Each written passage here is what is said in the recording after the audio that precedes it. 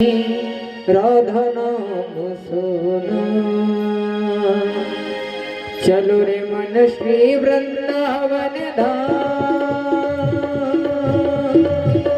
चलो रे मन श्री वृंदावन धाम।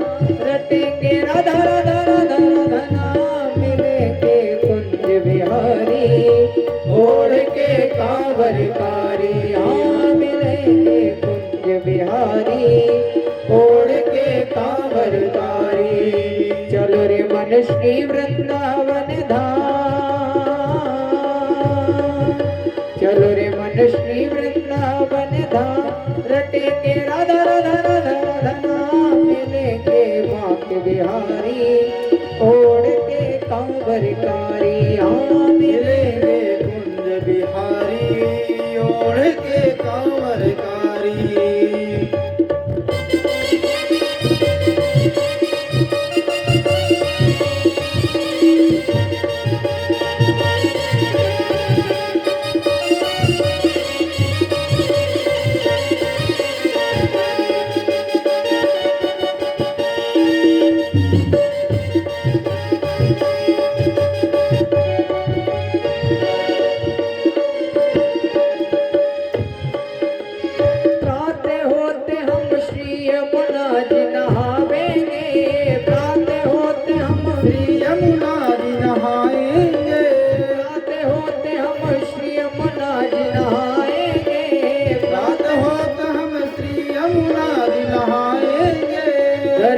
करके जीवन सफल बनावेंगे, दर्शन करके जीवन सफल बनाएंगे।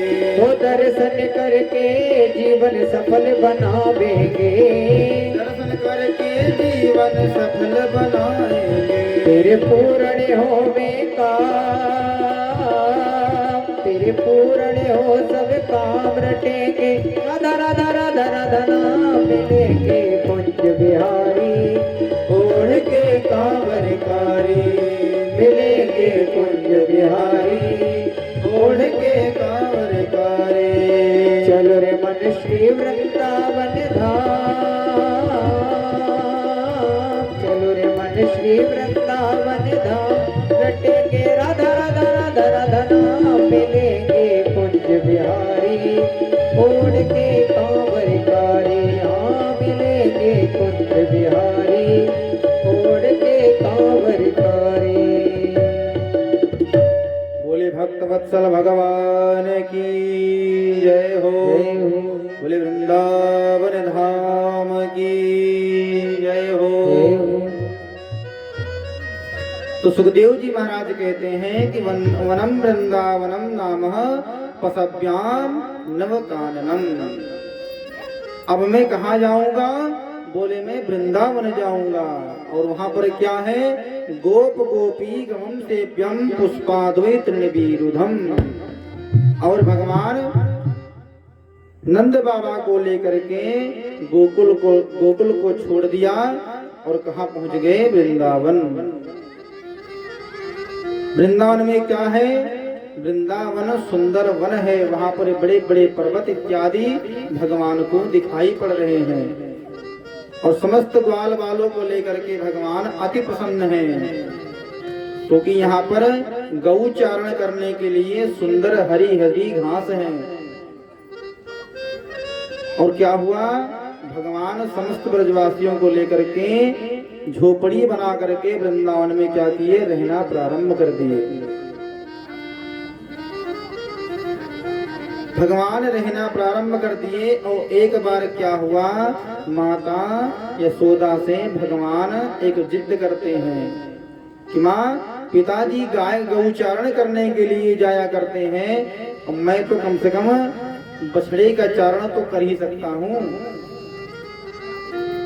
मुझे बछड़ा चारण करने के लिए ग्वाल बालों के संग में भेज दिया कर। तो माता यशोदा जब नहीं जाने देती हैं तो भगवान रुष्ट हो जाते हैं। और रुष्ट होने के उपरांत समस्त ग्वाल बालों के संग में माता यशोदा बछड़ा चारण करने के लिए भगवान को आज्ञा दे देती हैं। भगवान बछड़ा चारण करने के लिए नित्य प्रतिदिन जाया करते हैं।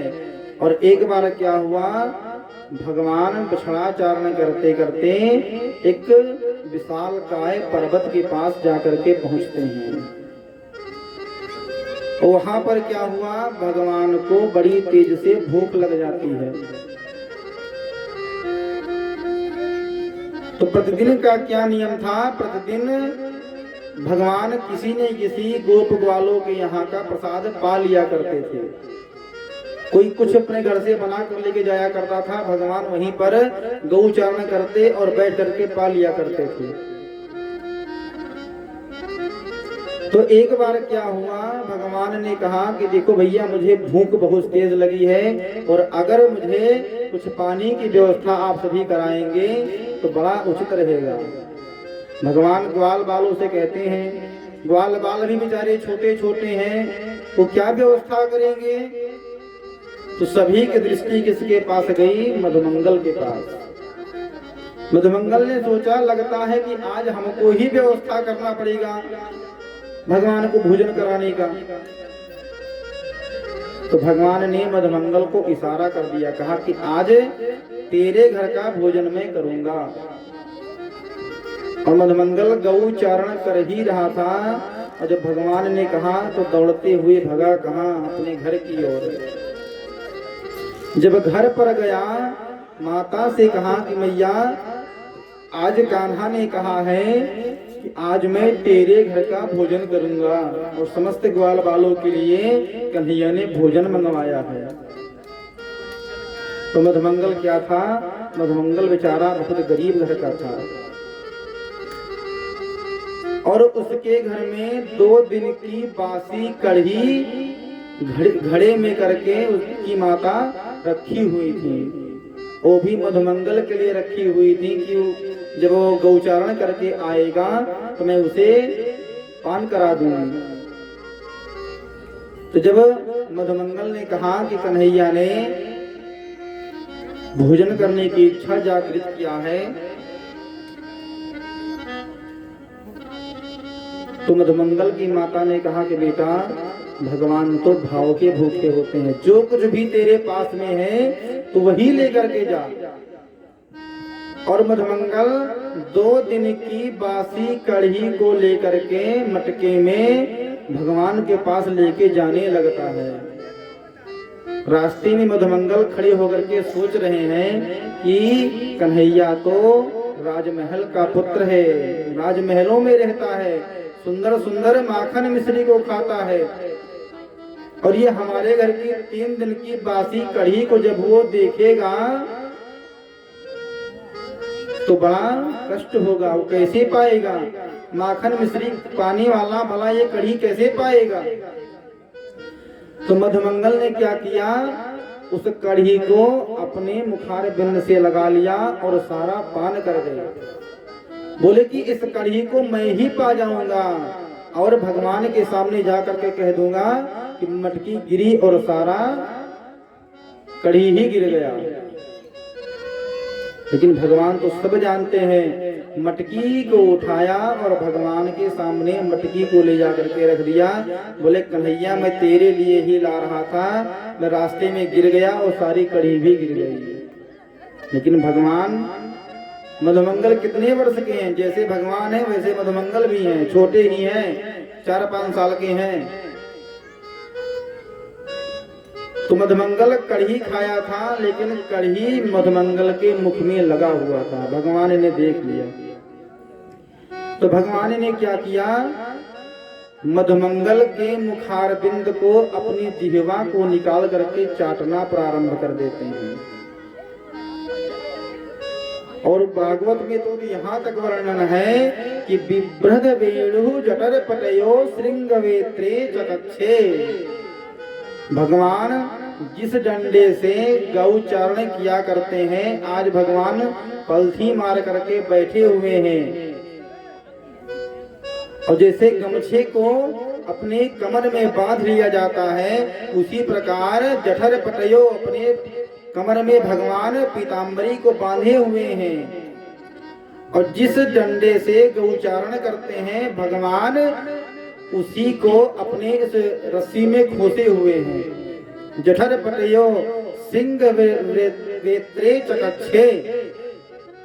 और भगवान सभी गोपियों ग्वाल बालों के मध्य में बैठे हुए हैं और भगवान भोजन कैसे पा रहे हैं इसका भी बड़ा सुंदर बखान है।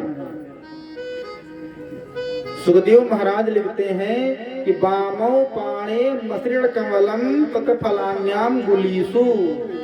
भगवान क्या खा रहे हैं? आंवले का अचार खा रहे हैं। मसृण कमलम, कढ़ी और भात को सान करके भगवान पा रहे हैं।